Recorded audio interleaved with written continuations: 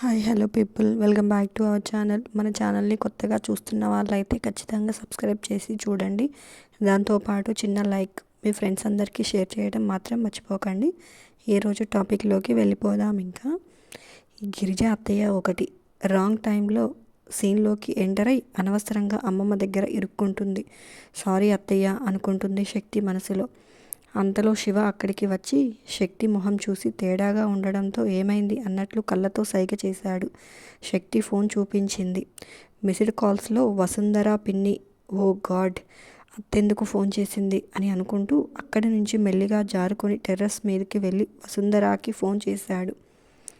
మళ్ళీ శక్తికి ఫోన్ చేయబోతున్న వసుధార శివ ఫోన్ రావడం చూసి ఫోన్ లిఫ్ట్ చేసి హలో అల్లుడు, మీ ఆవిడ నా ఫోన్ కట్ చేస్తుంది ఏంటి అని అడిగింది దీర్ఘాలు తీస్తూ.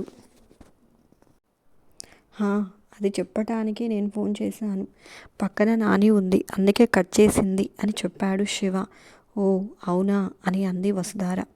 అవునత్త, మీరెందుకు కాల్ చేశారు, ఏమన్నా పని ఉందా అని అడిగాడు శివ.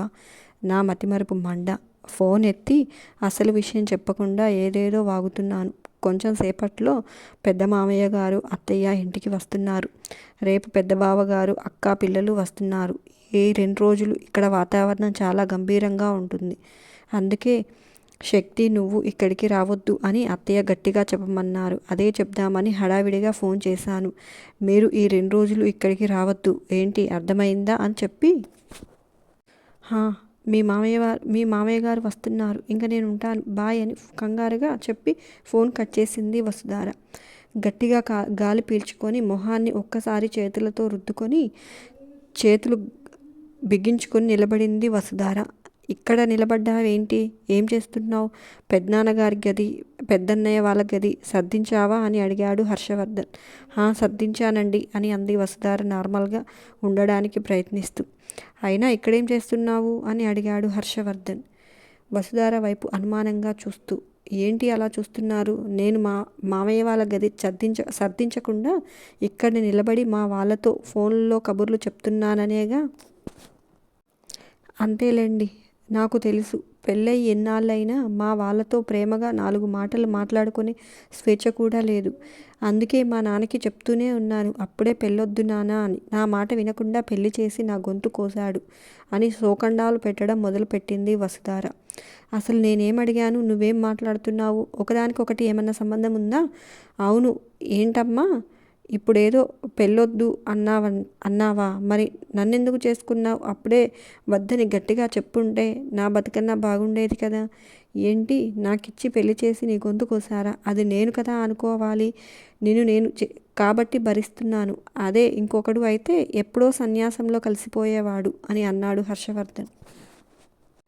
అనండి, పెళ్ళై 2 పిల్లలు పుట్టాక మీరు ఏమన్నా పడుంటాం అనే బాగా ధైర్యం వచ్చింది కదా అంటూ అక్కడి నుంచి ఏడుస్తూ వెళ్ళిపోయింది.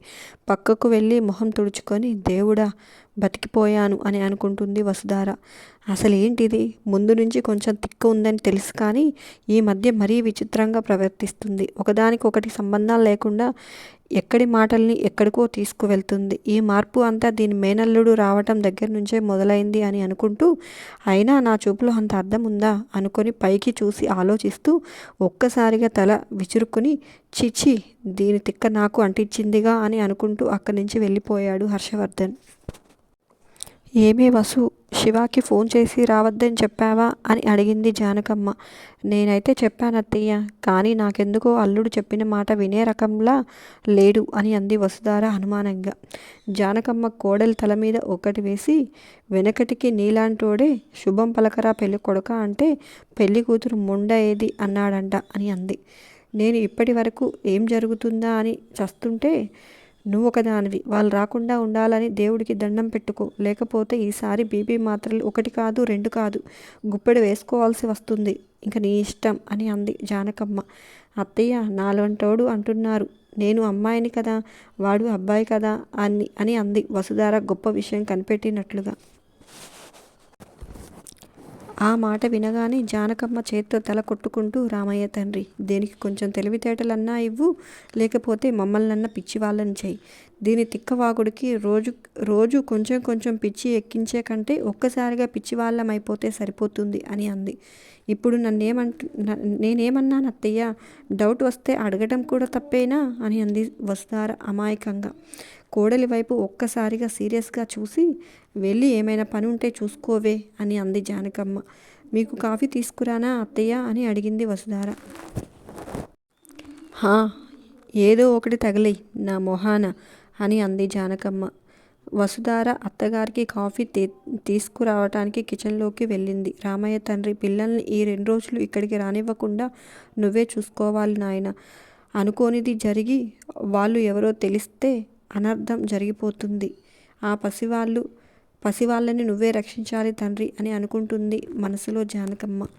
అత్తయ్య గారి మాటలు ఈ చెవితో విని ఆ చెవితో వదిలేసి, అది సరే కోడలి పిల్ల, మా అక్క కనిపించడం లేదు, ఎక్కడికి వెళ్ళింది అని అడిగింది గిరిజ. వామ్మో, ఈ శివ రాత్రి అమ్మమ్మతో ఏం మాట్లాడాడో ఏంటో. ఇప్పుడు నేనేం మాట్లాడితే ఏం కొంపలు అంటుకుంటాయో అనుకుంటుంది శక్తి మనసులో. కోడలి పిల్ల, నోట్లో బెల్లం గడ్డ పెట్టుకున్నావా ఏంటి? అలా బెల్లం కొట్టిన రాయిలాగా నిలబడ్డావు అని అడిగింది గిరిజ. అదేం లేదు అత్తయ్య, అత్తయ్య మామయ్య గుడికి వెళ్ళారు అని చెప్పింది శక్తి. అవునా, ఏంటి ఈరోజు స్పెషల్? పాయసం కూడా చేసినట్లు ఉన్నావు అంటూ పాయసం స్పూన్ నోట్లో పెట్టుకుంది గిరిజ.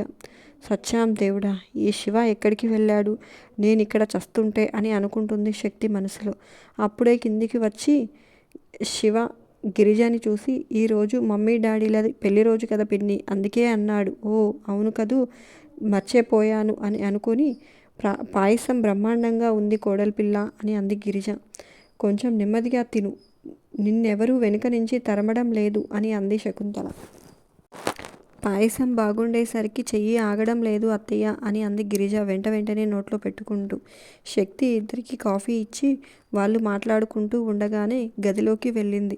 అప్పటికే బెడ్ మీద కూర్చొని దీర్ఘంగా ఆలోచిస్తున్న శివాని చూసి, ఏమైంది శివ, పిన్ని ఎందుకు కాల్ చేసింది అని అడిగింది నెమ్మదిగా. ఈరోజు పెద్ద తాతయ్య అమ్మమ్మ వస్తున్నారంటే, రేపు పెద్ద మామయ్య అత్త పిల్లలు వస్తారంట. మనల్ని అటువైపు రావద్దని చెప్పడానికి ఫోన్ చేసింది అని చెప్పాడు శివ.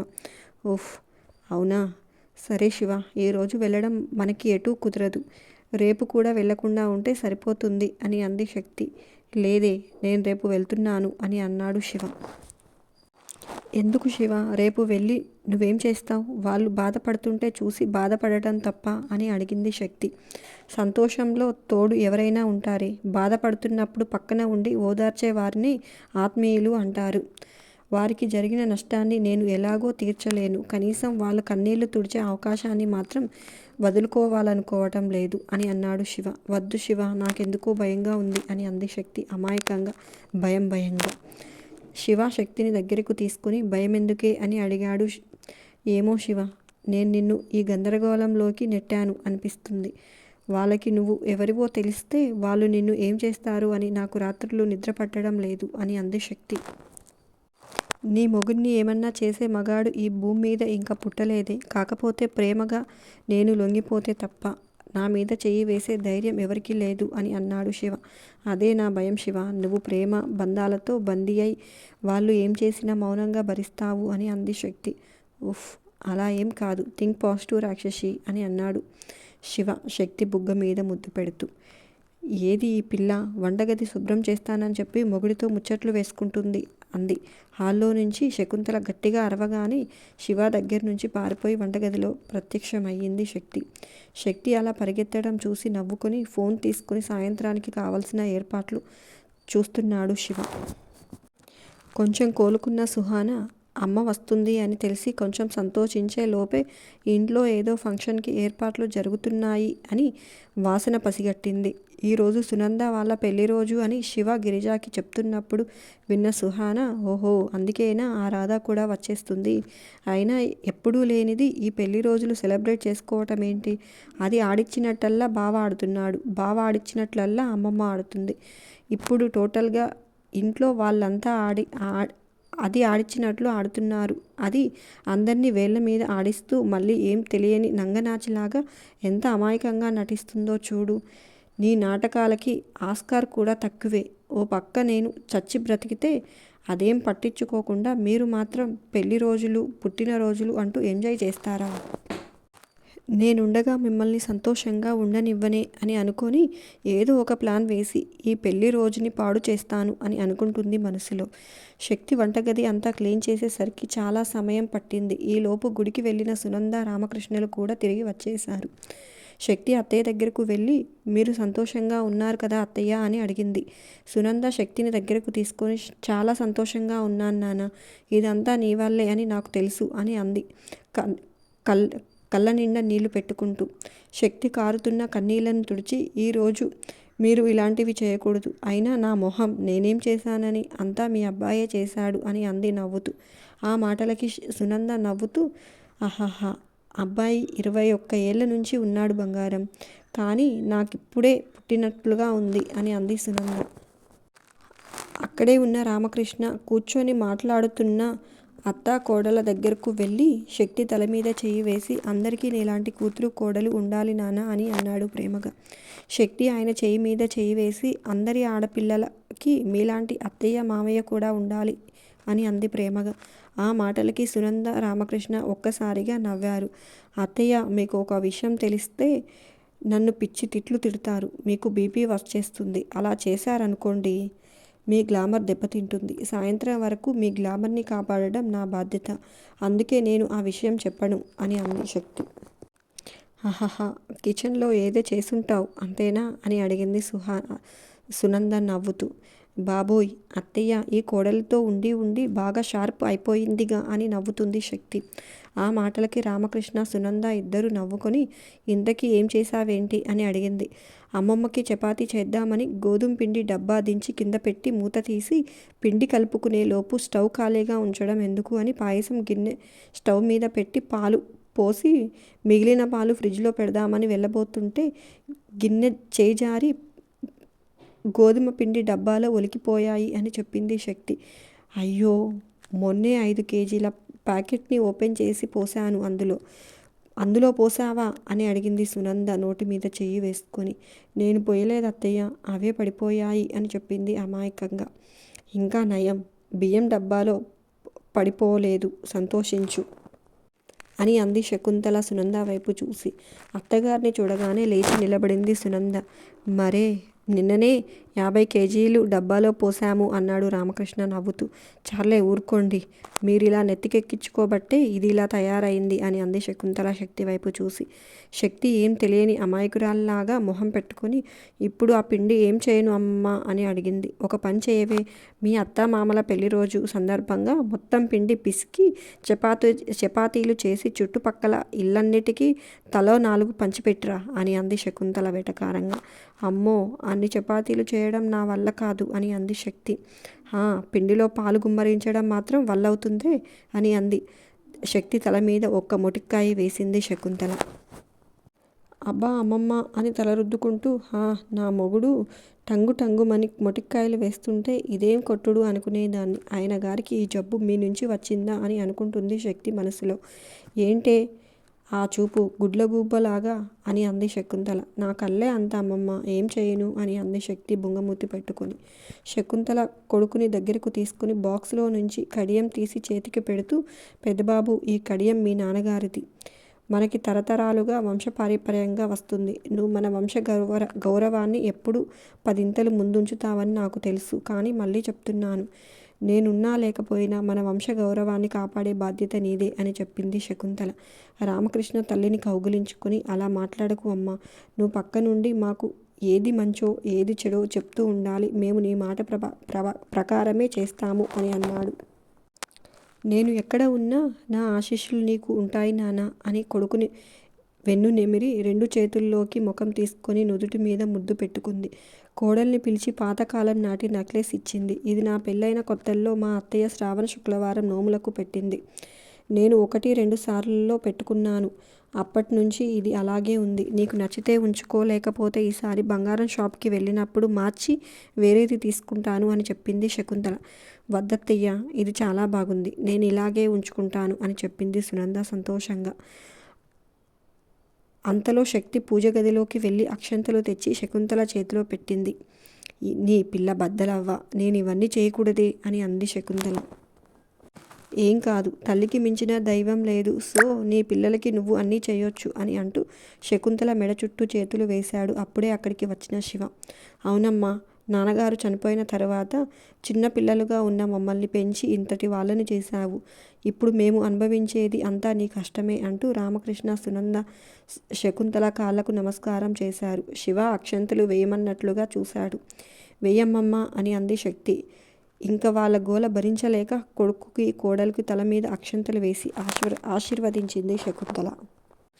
వాళ్ళు పైకి లేవగానే శక్తి శకుంతలను గట్టిగా కౌగిలించుకుని ఐ లవ్ యూ అమ్మమ్మ అని గట్టిగా అరిచి కిచెన్లోకి పరిగెత్తింది. దీనికి పైత్యం ఎక్కువైంది, కొంచెం నిమ్మరసం ఇవ్వవే అని అంది శకుంతల సునంద వైపు చూసి. ఆ మాటలకి శివ, రామకృష్ణ, సునంద ఒకరి ముఖాలు ఒకరు చూసుకొని ముసిముసి నవ్వులు నవ్వుకున్నారు. శకుంతల అక్కడి నుంచి వెళ్ళిపోయింది. శక్తి 2 గిన్నెల్లో పాయసం తీసుకువచ్చి రామకృష్ణకి, సునందకి ఇచ్చి తిని చెప్పండి ఎలా ఉందో, ఫాస్ట్ ఫాస్ట్ అని అరిచింది. రామకృష్ణ, సునంద పాయసం నోట్లో పెట్టుకోబోతూ ఉండగా నో నో నో నో, ఈ స్పూన్ ఇటు, ఈ స్పూన్ ఇటు అంటూ అమ్మ స్పూన్ని నాన్న వైపు, నాన్న స్పూన్ని అమ్మ వైపు తిప్పి కళ్ళెగరేశాడు శివ. ఎస్ శివ, కరెక్ట్గా నేనేం అనుకున్నాను నువ్వు అదే చేశావు, గుడ్ జాబ్ అంటూ శివ భుజం తట్టింది శక్తి. నాని అన్నట్లుగానే నిజంగానే దీనికి పైత్యం ఎక్కువైంది మమ్మీ, కానీ నిమ్మరసం కాదు, కాకరకాయ రసం పోయాలి అంటూ శక్తి 2 బుగ్గలు గట్టిగా లాగాడు శివ. అంతేనండి ఈ రోజుటికి వీడియో. ఎలా ఉంది, నచ్చిందా? నచ్చితే ఖచ్చితంగా కామెంట్స్ రూపంలో చెప్పడం మాత్రం మర్చిపోకండి. దాంతోపాటు చిన్న లైక్ చేయడం మాత్రం అస్సలు మర్చిపోకండి. ఉంటాను, బాయ్ బాయ్.